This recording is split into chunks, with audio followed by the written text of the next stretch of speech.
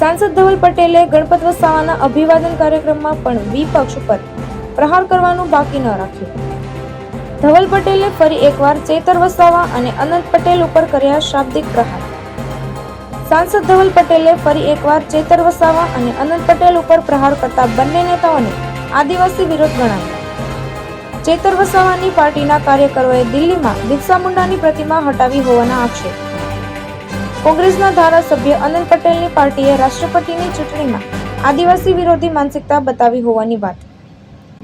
રાહુલ ગાંધી કોંગ્રેસનો બોલતો પોપટ કહ્યા।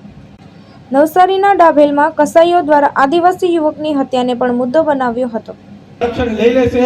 અમે તમને ખાતરી આપીએ છીએ કે જ્યાં લગીને નરેન્દ્ર મોદી સાહેબ ભારતીય જનતા પાર્ટી અમે બધા છે આદિવાસી સમાજનું આરક્ષણનો એક ઇંચ પણ લેવા દેશું નહીં। તમારી સાથે ખભેથી ખભે મળાઈને ઊભા છે અને એ જ રીતે ડાંગમાં પણ સર્વાંગી વિકાસ થાય, આદિવાસી સમાજનો સર્વાંગી વિકાસ થાય એના માટે પણ પૂરા કાર્યરત રહેવાના છે।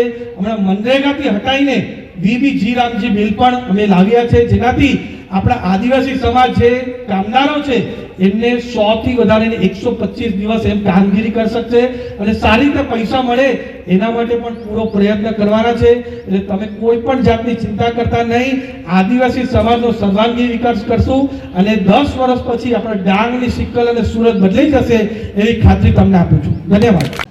ભાવેશ ઉપાધ્યાય, દ્રષ્ટિકોણ ન્યૂઝ, સુરત।